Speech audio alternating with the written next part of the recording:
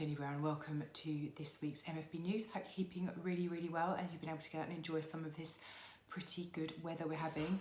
I heard a rumour that it's going to be warm and sunny over an Easter weekend in the UK. Can't be true. Now look, what have we got for you this week? So we're going to do our usual update on lender pricing and criteria, and then I'm going to get out my crystal ball and talk to you about what's going to be happening with interest rates, both in terms of bank base rate and also lender pricing over the coming few weeks. Just really, I suppose, more than anything else, to give you something to noodle on over Easter weekend, in case there's some room for you to do something which could benefit you down the line. So first up, in terms of lender changes, the mortgage works have made some increasing to their pricing, altering rates upwards by up to 20 basis points. So where that leaves them is they now have personal buy-to-let rates from 1.39% and limited company rates from 2.94%. Now what they've also done is expanded the limited company range to include further advances, including new 80% loan to values and also HMO options. Now I feel like the Mortgage Works HMO offering often gets overlooked, and it's actually very solid because it will scoop up, while it's not the most adventurous HMO offering, it does scoop up a large number of HMOs. So here's the headline numbers and details for you. So with the Mortgage Works, the HMO can have no more than 7 letting rooms. The minimum property value is £100,000 and they can lend up to 75% loan to value on HMOs. Now the rental calculation they use, the ICR, is 170% coverage rather than the normal 125 or 145. Now this should really work for most HMOs because, as we all know, HMOs are very high yielding and they can generally absorb this higher rental calculation, but not always. So 170% coverage. Now to access an HMO mortgage with the Mortgage Works, you need to have at least 2 years experience of being a landlord or 1 year's experience of running a HMO. And they won't allow you to put a let to buy application on an HMO. So what that actually means is you're living in a 6-bedroom house, you're going to move out and buy someplace else to live in, and you want to rent out your current home as an HMO. That would not be acceptable for them. That's what a let to buy is. Now, the other thing that they mention, which is really quite important because lenders sit on sort of different sides of the fence on this, is that the property must offer a communal seating area, which not all HMOs do. So lots of HMOs, every single sort of room, as it were, is used as a bedroom, and then you've got a kitchen with maybe a dining table in it. And for some lenders, including the Mortgage Works, that would not be acceptable. They do expect there to be a kind of communal living space, a living room for people to live in. But beyond that, actually it's a really solid piece of criteria. As I mentioned, it will scoop up a large number of HMOs. And the key thing here is that the rates start from 2.29%, which is actually very good. So while the Mortgage Works have actually increased their pricing, they're still looking incredibly competitive in the wider market. Okay, now Capital Home Loans have made some changes to their lending criteria. You will remember, potentially if you watched it anyway, that they made some changes in the last couple of weeks. These are an additional round of changes now. So first of all, what they have done is confirm that properties let as Airbnb, holiday lets or serviced apartments are now acceptable. Now this is subject to a couple of stipulations. So first of all, the security property is suitable for occupation under an AST, i.e. It could be lived in as a long-term let, not just as a holiday let accommodation. Secondly, the rental calculation they're going to use is based on an AST rental figure rather than the holiday letting income. Which is a very standard piece of practice amongst most of the buy-to-let lenders who offer the ability to, or the agreement to let on holiday let basis. So why do they do this and what does this actually mean? So essentially, we all know that if you rent your property out as a holiday let, generally speaking, you're going to get a greater level of income from that than you are if you were to let the property on an AST. However, we also know there's greater running costs and the occupancy of the property can be, for some properties at least, quite hit and miss. So during sort of like winter periods, for example, you may have less people staying in the property. It could be unoccupied for periods of time.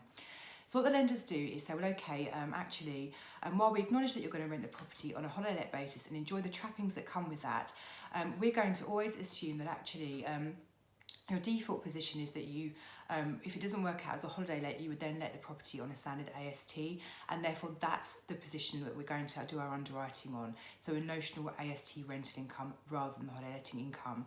Assuming the numbers still fit, then happy days, CHL could be a lender for you.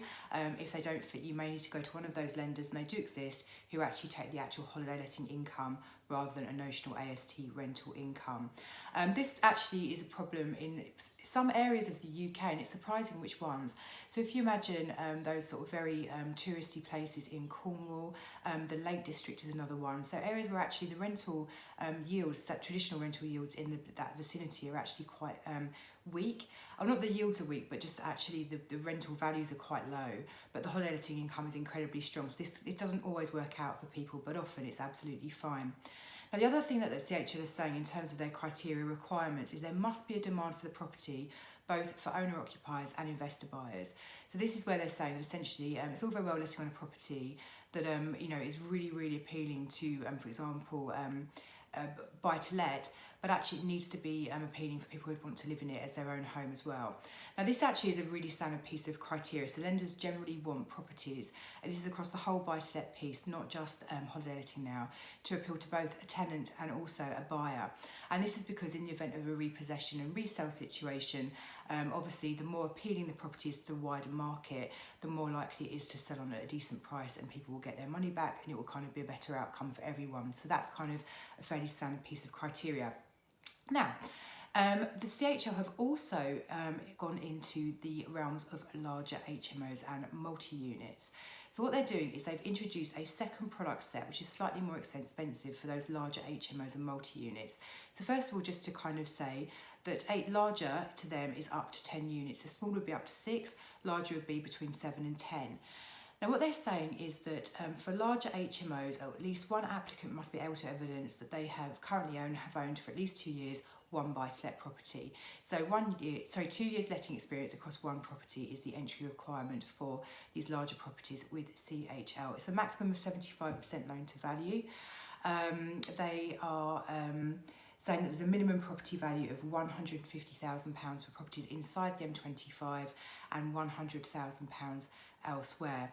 The other thing just to note is that for blocks of flats, each or multi-unit freehold blocks, each unit must have separate services, so it can't be one single supply and one bill for the whole building. Every property needs to be metered separately, and again, quite a few lenders take this approach. Why is that? Is because in the event of a repossession and resale, it's going to be much easier for them to split the property up and sell each property, each unit off separately, if they have their own individual services, rather than having to go in there and sort that out first, to be able to sell the property on.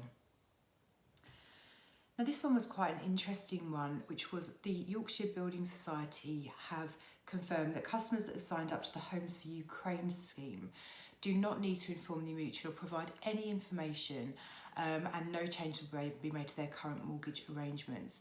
Now, they're pretty vague on whether they're talking about own home mortgages or buy-to-lets. One can only assume they're talking about both. But what they're essentially saying is that if you're going to be taking part in the very commendable Homes for Ukraine scheme, then ultimately you don't need to tell them, you can just crack on with it. It makes no difference then, they're fully supportive of you doing so. Now, this is an interesting one. This is the first time I've seen any news on the wires with regards to a lender's policy on this. I suspect that many lenders are looking to remain silent on the fact, largely hoping, I suppose, that actually anyone who does take part in the Homes for Ukraine scheme, they don't want to be out there sort of broadcasting any set stance in the way that Yorkshire Building Society have, but they're probably quite happy just to kind of let it go under the radar. But actually it's very, very interesting that Yorkshire are kind of standing very strong in this position and very commendable. I suspect that now we've seen one lender come out with this statement, we're going to see a wave of them coming out going forwards, and of course we'll update you on those as soon as they happen. Now, lastly, in terms of lender changes, just a couple of reprices. We haven't got a huge amount this week because we only recorded this video last Friday and it's now Wednesday, so the lenders have only really had sort of 3 working days, hence the reason it's a slightly shorter update. So what have we seen in the last few days? We've seen Santander increase their pricing, the Leeds have also increased their pricing, and so have Molo. Conversely, HSBC have made some reductions on some of their products, which is going to be, I can only assume, linked to an overprice initially in terms of the cost of funds to them, and so they've now adjusted things back downwards, but actually it's quite nice to be able to report anyone reducing rates at the moment. Okay, now I really want to talk to you about interest rates. Obviously, we're looking at another Bank of England meeting in May, and we're also seeing lenders doing a lot of repricing. And so this is having a really massive effect on the market. And I was reading a really interesting article from Money Facts this week, which I wanted to share with you because I think it's really important. So what they have said is that the average 2-year fixed rate across the market, now this is going to be encapsulating homeowner mortgages as well as buy-to-let, is 2.86%. Which I said is the highest on their records, so the highest on Money Facts records since June 2015.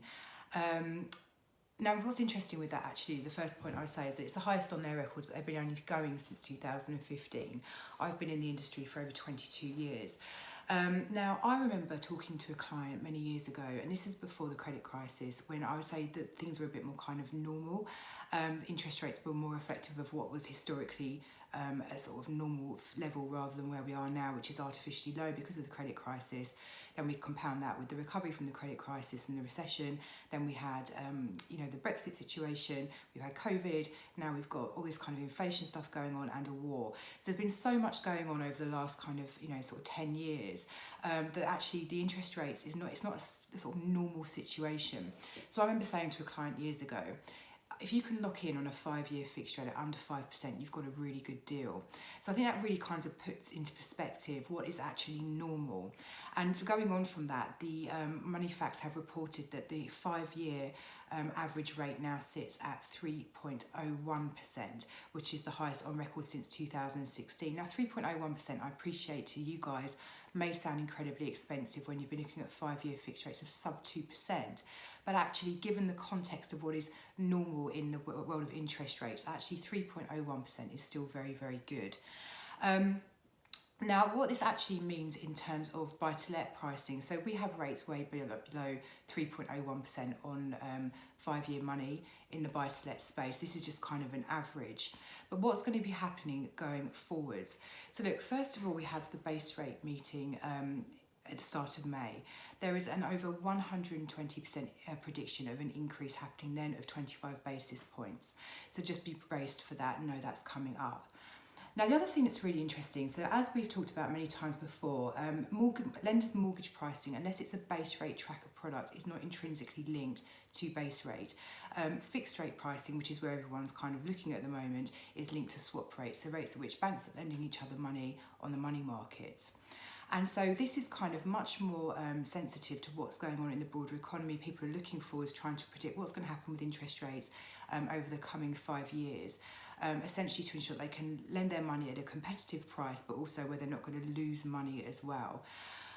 So what we're hearing is a lot of chatter going on amongst the lenders in terms of what their plans are going over the next few weeks. And there is definitely a sense that in this particular specialist end of the market, where these guys aren't repricing every 5 minutes, that you're going to be seeing a increase of interest rates of between 20 and 25 basis points, and we expect these to come in at any point up to the last week in April.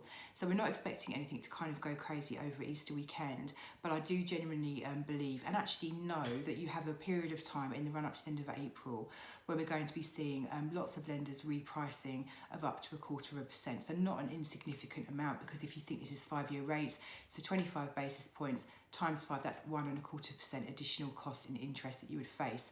So the message here is very much, if you do want to look into a mortgage, if you are thinking about taking a mortgage, you really do need to jump on this now.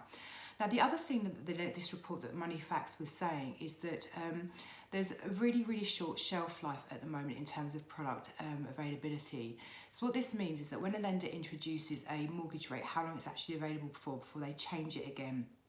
And at the moment, the average shelf life of a product is the lowest on their record, which again is only since June 2015. Which is 21 days. So what this means is that lenders are repricing far more quickly than they would do normally, which means that if you see a product that you like, there's a very strong chance it's going to go again very, very quickly. So like I say, if you're thinking about remortgaging, if you have a mortgage coming up in the next 7 to 8 months, you really do need to act on this now. The pricing is really only going one way. We're not going to see kind of a top of a curve and a downward pricing anytime this year. So please do, act really, really fast. And that's why I said you've got something to noodle over Easter weekend, and then you need to jump into action. So please do give us a call.